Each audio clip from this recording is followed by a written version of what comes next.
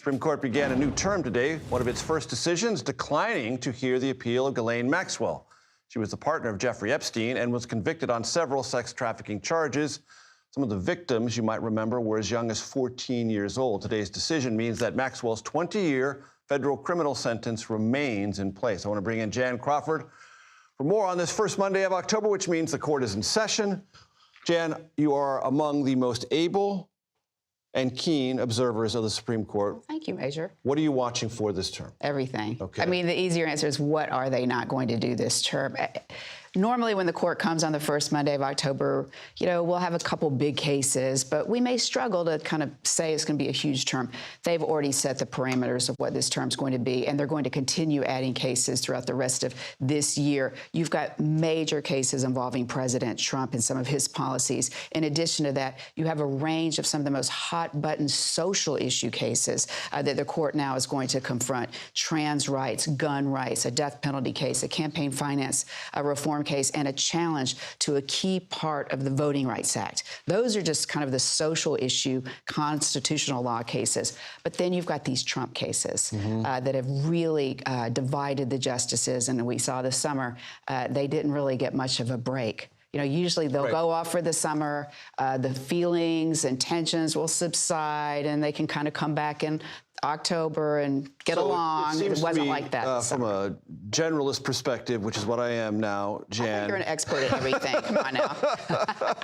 Presidential power, two buckets. One, tariffs. The other on executive power to fire those within the executive branch, and kind of a possible dividing line the court may draw between those directly related to the executive branch and those that have a quasi-relationship to the federal branch. So those are the two cases so far, that the court has taken up this term. I think there'll be more.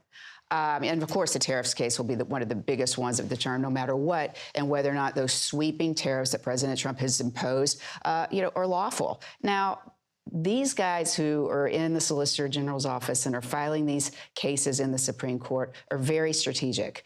And so they're only bringing cases to the court that they think on an emergency basis, that they think they may be able to win.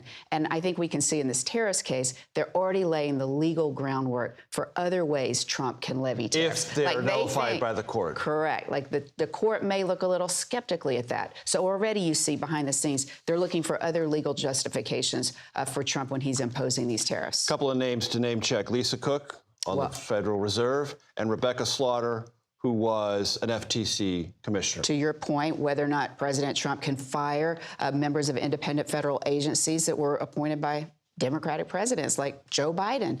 He's arguing that he has the authority to do that these agencies act like, executive branch agencies. And I think he's probably going to win those cases. Maybe not the one with the Fed, though. The court is going to see the Federal Reserve as different than some of these other federal agencies. This is a pattern, though. We've seen this from the court going back to the Biden administration when they let President Biden fire someone that President Trump had put on the Social Security Administration. So this is a court that believes that presidents have pretty robust power within that sphere of the executive branch. But if they start encroaching into Congress's power, like with tariffs potentially, then I think you're going to see some limits. Or something as historically protected. And we haven't even talked about birthright citizenship. No, we haven't. That's we'll get on to that the horizon. the next time you come back, Jan, which I hope will be very, very soon. Jan Crawford, as always, thank you so much.